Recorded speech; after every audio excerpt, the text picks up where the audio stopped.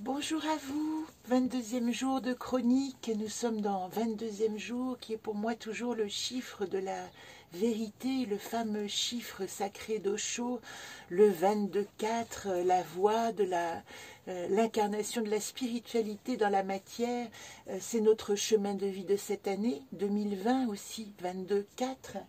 Et là, pourquoi je dis 22? Tout simplement parce que nous sommes dans la 22e case, vous voyez. Et nous sommes enfin dans la résolution de notre chemin de vie. Il nous reste 7 jours à parcourir dans le jardin de la connaissance pour arriver à notre saut quantique de la conscience. Et au terme de ce chemin, essayer d'activer l'archétype qui nous aidera à dépasser nos blessures, nos interrogations, nos peurs, etc.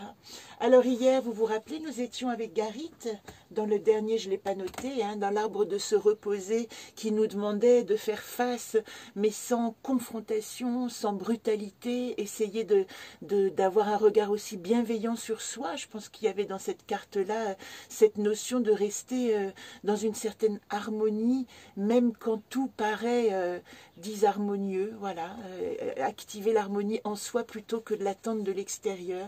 C'est aussi tout notre travail personnel. Et aujourd'hui, ce matin, juste en arrivant, eh bien, une carte est tombée, donc je l'ai choisie et je fais aussitôt le tirage de cette carte. Dans ce chemin de vie, nous avons en arbre d'entreprendre en résolution Xerda. Je suis très heureuse parce que pour moi, Xerda la guerrière, mais la guerrière comme le guerrier de lumière dont parle Paulo Coelho, Xerda c'est vraiment celle qui va aller puiser en elle ses armes de foi, de paix et de bienveillance. C'est l'Amazone réconciliée. On n'a pas besoin de lui couper le sein pour qu'elle se transforme en homme et parte à la guerre et défende son territoire.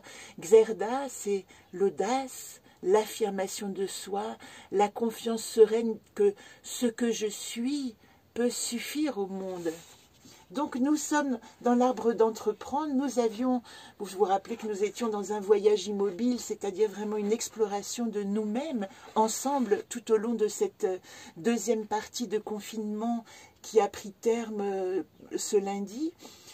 Nous avions en atout et qualité Quest, l'envol, donc qui nous demandait une certaine légèreté, d'aller semer nos graines d'espoir, mais il n'était pas encore question de rentrer dans la matière, il était plutôt question de survoler tout ce qui était en train de se passer.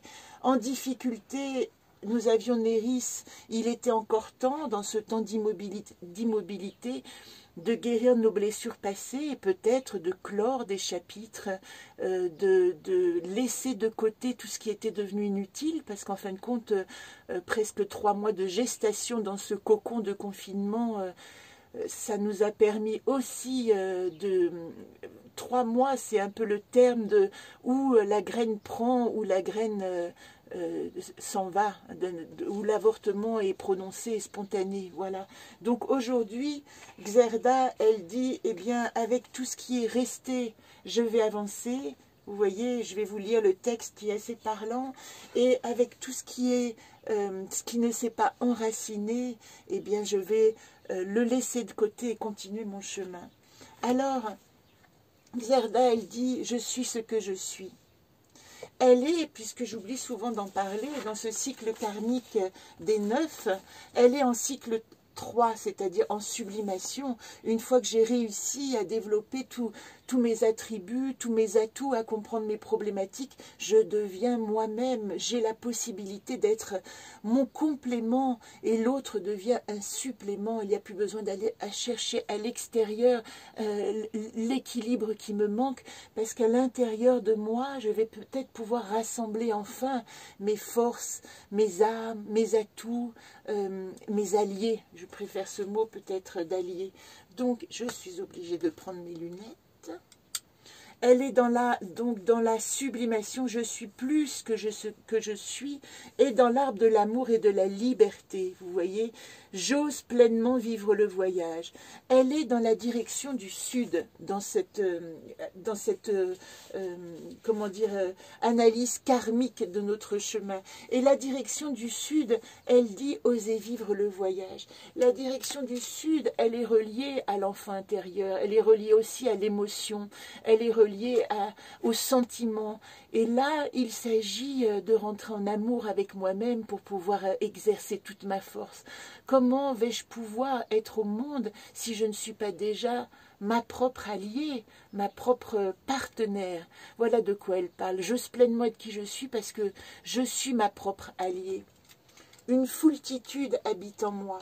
Je porte les âmes bien-aimées et je les accompagne au paradis. J'ose mon état secondaire, j'ose mes visions multispatiales, j'ose le courage d'être moi-même. Voilà ce que dit Xerda. Et vous voyez dans la carte habituelle, enfin dans la carte qui n'est pas encore coloriée, cette Xerda, elle a le potentiel de se réaliser et très souvent, et si vous avez le jeu, je vous invite à à faire cet exercice et moi je lui ouvre les yeux. Voilà, donc après, autour de quoi émerge-t-elle? On va le regarder dans les autres jeux. Hein, on peut regarder déjà dans le jeu des rebelles, Xerda. Je l'adore cette carte, regardez ce qu'elle est devenue. Cette espèce de femme centaure, normalement c'est l'homme centaure, mais la femme aussi, elle a cet attribut de puissance, incarnation. C'est elle qui dorénavant m'habite. Je l'incarne dans l'instant d'une présence assurée. Voilà ce qu'elle est devenue, cette Xerda, c'est que je prends tout mon pouvoir d'être, qui je suis. Il n'y a pas besoin de juger qui je suis ou de remettre en question qui je suis. Ce que je suis, je l'habite, je l'utilise pour avancer. Et ici, j'aime beaucoup cette carte, je me souviens qu'elle était aussi en ligne de résolution dans le jeu du volcan immobile. Et bien tout à coup, Xerda, elle a rencontré à l'intérieur d'elle-même son allié. Elle parlait dans ce jeu de la peur de ne pas être connue, acceptée, aimée, blessure d'abandon, rejet, humiliation. Comment puis-je être aimée telle que je suis? Et la phrase clé, je vous la redis, parce que quoi qu'il arrive aujourd'hui au terme de ce confinement, et je sais et j'entends les bouleversements que chacun a vécu dans ses certitudes, à cause de ou proximité ou d'éloignement, que les lignes ont bougé, évidemment, et qu'il est nécessaire de regarder la vérité de ce qu'a montré ce confinement et ses obligations. Et donc cette carte, elle dit, le mot-clé, revendication. Pour que tu ouvres ton cœur à tout ce que je suis, d'abord et envers tout, que je m'aime déjà, moi. Voilà, Xerda. Je ne vais pas vous en dire beaucoup plus aujourd'hui. Je ne vous ai pas montré le jeu des artistes. Est-ce que je l'ai? Voilà, voilà.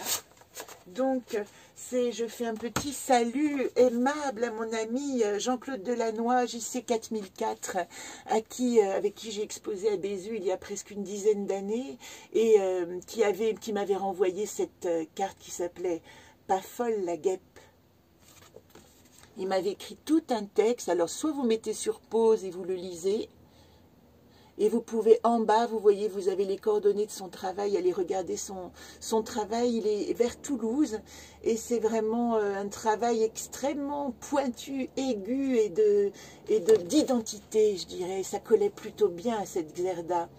Elle avait la moufette, j'ai oublié comme animal totem, parce que c'est assez particulier, confiance en soi, respect, prestance, réputation. Voilà ce qu'elle dit, Xerda. C'est à vous-même et avec vous-même d'abord que vous devez votre propre réputation, votre propre honneur. Je vous embrasse et je vous dis à demain. Je vous précise que, voilà, vous pouvez regarder cette caravane un petit peu comment dire, en désordre, mais je suis en train de plier bagages puisqu'à partir de demain, je serai à Lyon. Enfin, je serai à Lyon. c'est pas un conditionnel, c'est un vrai futur. Je serai à Lyon pour continuer les chroniques et je retrouve mon nid douillet où je vais pouvoir tirer les cartes et continuer mon travail, notamment sur le viking. Tous les livres sont réunis et je suis en partance pour ce travail. Je vous embrasse bien tendrement et je vous souhaite une belle journée.